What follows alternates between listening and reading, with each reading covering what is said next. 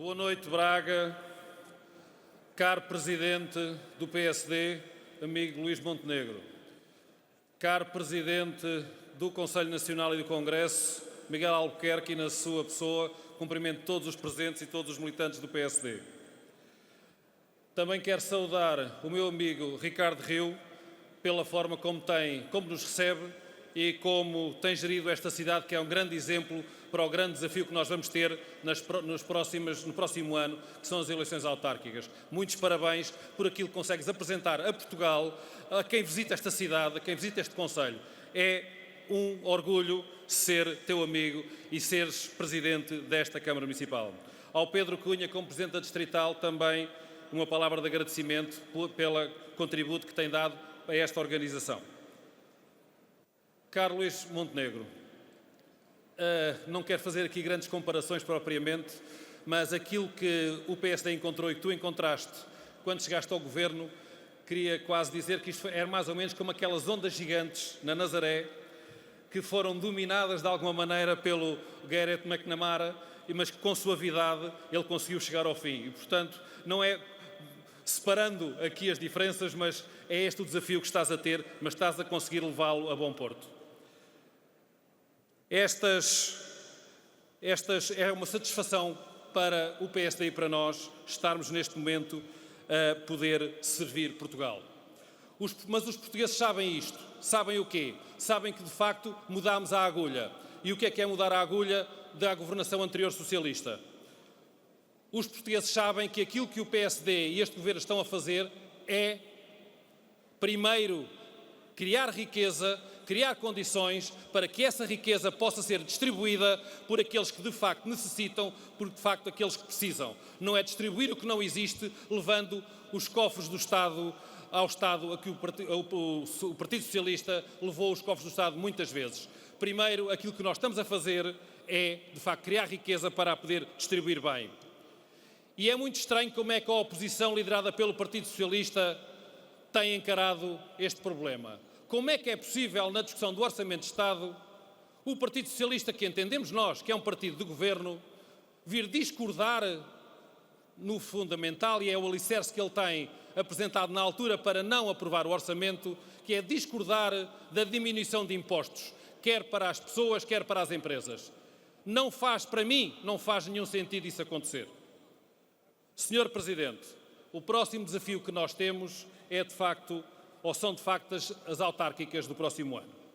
E eu quero daqui mandar um abraço também para os meus militantes do Seixal, para o Distrito de Setúbal e também para um concelho pequeno onde eu já fui candidato no Alentejo, porque aqui interessa ao litoral, interessa ao interior, interessa todo o país de norte a sul.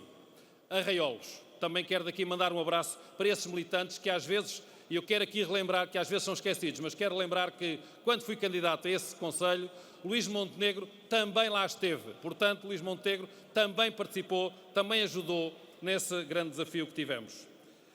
Mas o PSD tem que perceber uma coisa, há muitos anos que isto acontece. Em termos autárquicos, o PSD tem um grande desequilíbrio na sua implantação autárquica.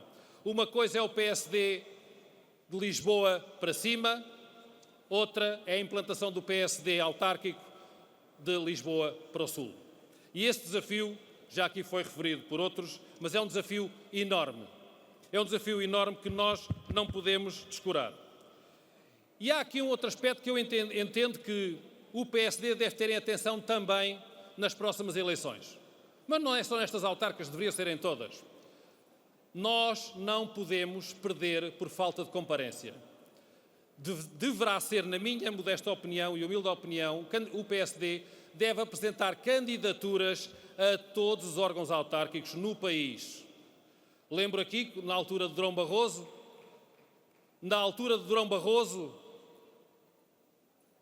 lembram-se bem uma regra que foi cumprida. Não havia candidato num dos concelhos mais difíceis do país. Foi Mértola. E foi na altura o secretário-geral do partido que foi candidato a Mértola porque não havia nenhum candidato. Portanto, é o desafio que todos nós temos, Sr. Presidente, principalmente os mais responsáveis, deputados e outros, quando não existirem candidatos às câmaras municipais, É o desafio que nós temos que ter para assumir isso. Às vezes não é assembleias municipais, não. É dar a cara, porque os cidadãos, os eleitores, querem saber, e é neles que eles apostam, e temos aqui o Pedro Santana Lopes, principalmente é nessa cara. E, portanto, que votam. É o desafio que nós temos. Onde é mais difícil, temos a obrigação e a responsabilidade de assumir esses desafios. Mas, Sr. Presidente, eu não quero demorar muito tempo, mas há aqui uma questão, agora falando de questões um bocadinho mais internas. Muitas vezes acontece quando o PSD está no governo, esquecermos-nos um pouco da vida interna. Não estou a dizer que isso acontece agora, mas podemos correr o risco